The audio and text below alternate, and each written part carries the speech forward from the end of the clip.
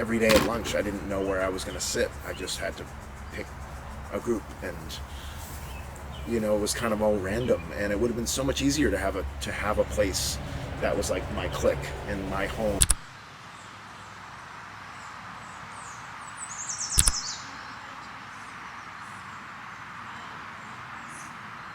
How's it going, Dave? Yeah, pretty good. What have you been thinking about lately? How to land the drama plane. The drama plane? Happening here. Yeah. For those who don't know, Dave lives on a hippie commune, an intentional community. Yeah. And it's not. I don't say that in a way that I'm like upset about it. It's just sort of like a thing I think about all the time. I think it's fascinating when a group of humans, live together and run their lives together. And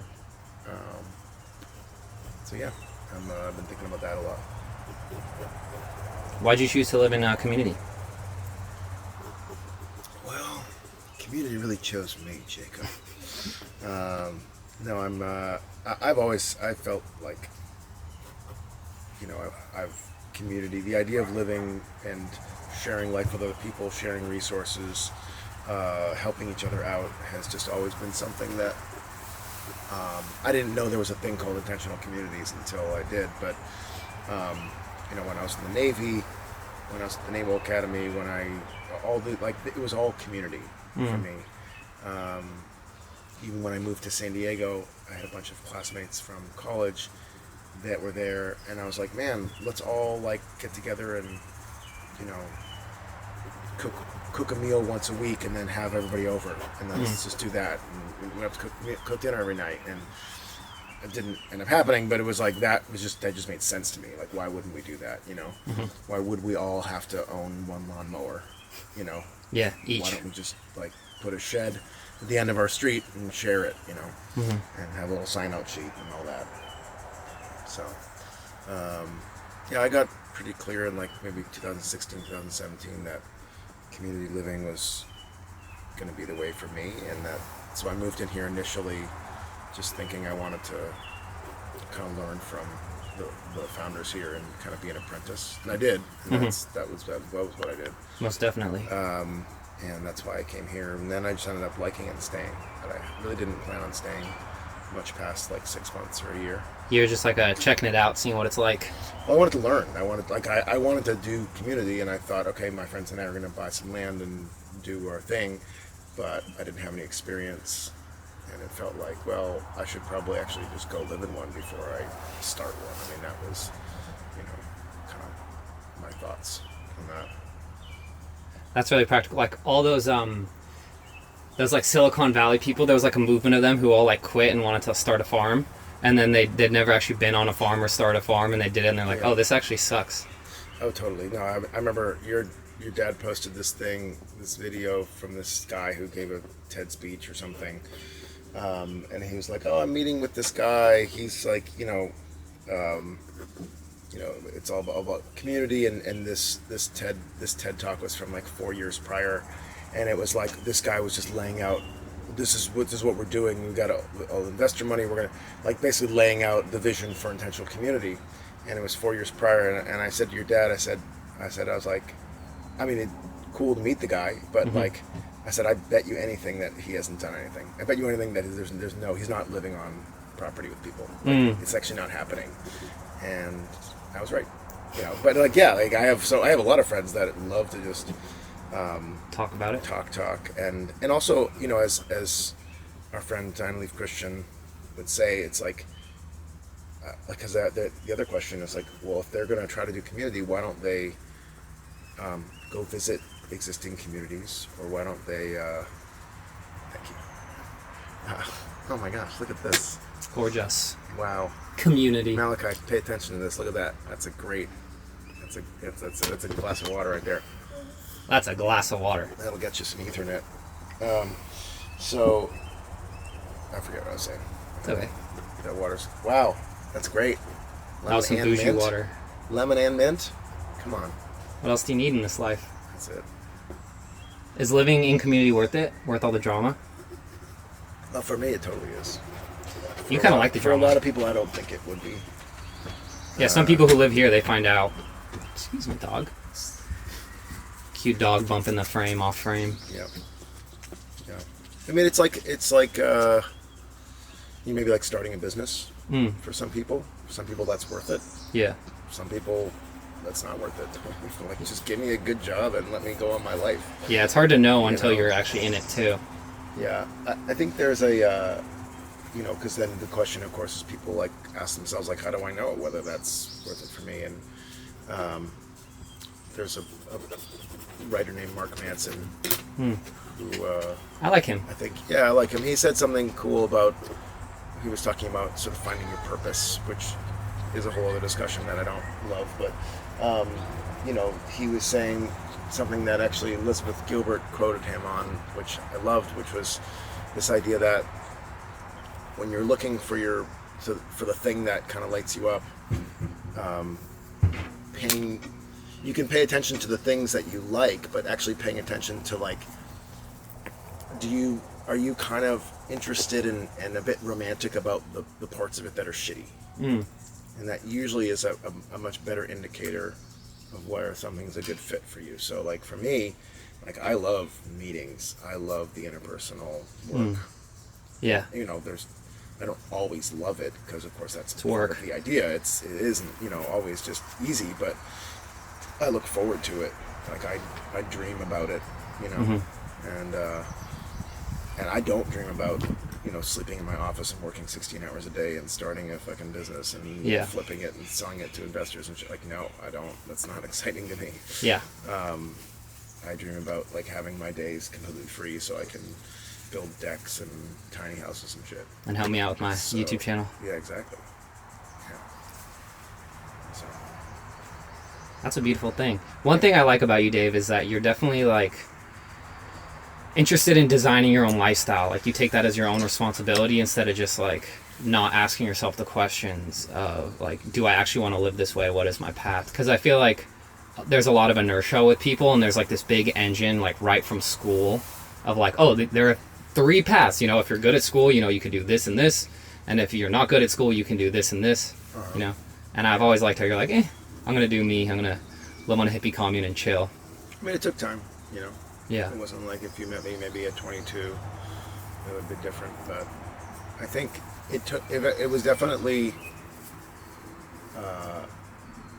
I mean, I've always taken my own path, but it really didn't start paying off until, like, late 20s, early 30s maybe. I always felt like everybody else that was kind of following the script more was kind of winning, and I was just like, I was going to do me and maybe not have as much cool things as everybody else, but, like, at least I would be true to myself, and I couldn't not. I just, it was like, well, that was my only option, really. It didn't feel like a choice at the time. Yeah, it just was like, I have to do this. I don't, and then in my 30s, I think I started noticing the admirers, I guess. I started noticing people that I previously thought were, like, totally winning, like the, captains of the football team at college or other things. Like, people would be like, hey man, like, my wife and I have been, like, following you online and checking out your travels and this and that, and, like, everybody was, like, envious of what my life was like. Yeah. But it just, like, that wasn't the case for so many years, and I think it came from, like, oh yeah, like, making those choices is hard, but it's also in the long run, like, kind of the way, I guess. In figuring that kind of lifestyle stuff out, was it easy to figure out, oh, I want this? Like, how, like, you're like, oh, once I knew my truth, it wasn't a choice, but how did you get to that point? Does that question make sense? Like, figuring out that you didn't want that kind of path. Yeah, it wasn't really even, like, I just couldn't do the other thing. Like, maybe an example was, like, high school. I had 2 really good friends going into high school named Spike and Dave. Shout out Spike and Dave. Shout out Spike and Dave. And right before freshman year, Dave went to a private school. We were going to public school together. And then it was just me and Spike freshman year. Basically, it was just us. We just hung out all the time. That was it. And then after freshman year, Spike went to the same private school as Dave. And sophomore year, I was all alone. And I was kind of a loner. Like, I had some friends that were the nerds because I was in, the smart math classes, and I was on the math team, and I loved that stuff. And, Mathlete. And then also I was in the band, jazz band. Those were kind of a similar crossover of people. But then I also played football, and I wrestled, and I was an athlete. I mean, I wasn't a standout star athlete, but I loved sports and all that. And so I had friends in that world, but never felt like I belonged to any of those worlds. And I think I saw a lot of people kind of choose their tribe and choose like a clique, and then just kind of be part of that and dress like they are and do everything, and I could never bring myself to do that. And I think I suffered a lot because of that, because I was a loner. I mean, every day at lunch, I didn't know where I was going to sit. I just had to pick a group, and it was kind of all random. And it would have been so much easier to have a place that was like my clique and my home, and they called me for the parties, and hey, we're doing this thing this weekend. And I never did that. And I think it was just because I saw that path as something I'd have to kind of not be my full self, I guess. Sounds like an important part of your origin story, though. Yeah, no, I mean, I've met a lot of people that were loners back in school, and that, it was, I don't want to say they're all like amazing people, I don't know, but like there was definitely something to being a loner was also making the choice to not give up parts of yourself, I think. Yeah. And it's funny because then you enter like a commune, which is like a hyper social living environment, and then it's like a culture of really a lot of radical acceptance of different individuals, but you're still giving up different parts of yourself just to make like living in COVID just to make living in community possible. Yeah, no, totally. I mean, it's a whole other thing. Yeah, I think that it's no, I mean, that's part of living in community too, is that you have to assimilate. Otherwise you're just like, what's the point? Is there any oneness at all? If you don't, you have to be on the same page. You have to share some values. You have to share some habits and things that, and so that's looking really cool. Thank you. Yeah, I'm almost done, actually. There's always like a balancing act of like not wanting to overwork it and like living within the time constraint and not like fighting that. Time constraint is good for you? Yeah, I think so, because it makes me have to commit to my lines. And like, I mean, I'm working with ink, like if I was doing a pencil drawing, I think if I had enough time, I could make it look near photographic in its proportions and quality and stuff, but I just don't want to have to overwork it, like belabor it. Yeah. And with ink, you don't really have that kind of option. You can get a lot down really quick with the brush pen. You gotta. Yeah, but it's definitely a bit more vulnerable because I'm less comfortable drawing like this because it doesn't look as good usually. That's what I'm used to. Yeah. How's that your life? Huh? Come into the lines. Yeah. Going for it with the ink. Totally. It's deep, man. I wish like this looked like you a little bit more than it does. Are you gonna paint Malachi too? Yeah. You gonna draw Malachi? Yeah. Just didn't get the best likeness, but That's what do you think? Does it look like him? A little bit. A lot of hair, so that's easy, right? Hair is easy. Hair is easy. Kind of had a bit of shading the face, maybe. Maybe hopefully I look a little Jewish too, talk about that. Makes it easier. Got a big nose already, so working on that. Armenians are like a little like adjacent. Yeah. They're like Middle Eastern white people, like Middle Eastern, but they don't look like Arabs. That's true.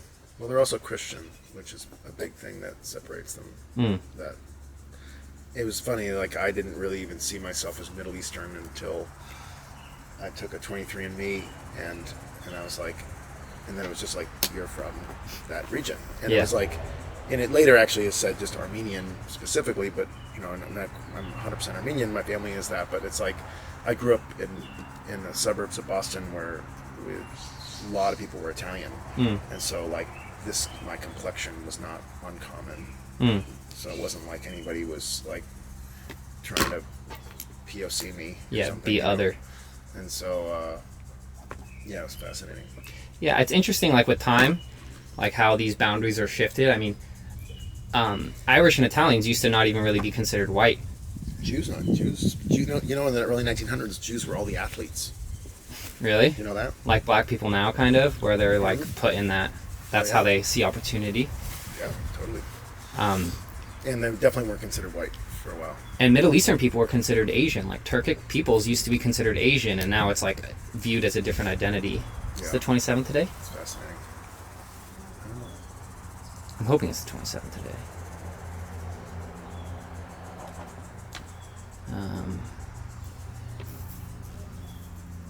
And that's the way the world goes around. Okay. Here. And I'll just give this to you. What do you think? I love it, man. It's super cool. Awesome. Thank you so much. Yeah, And that's like 15 minutes. yeah, yeah. How much? 15 minutes? $50. What's up, guys? It's Jacob from the Portrait Project here. And that was my first video, so please leave a like if you liked it, and subscribe if you want to see more. Most importantly, I'm trying to take this project really seriously, so I'd appreciate any feedback you have. Just leave it in the comments below and I'll make sure to read it. Thanks for watching.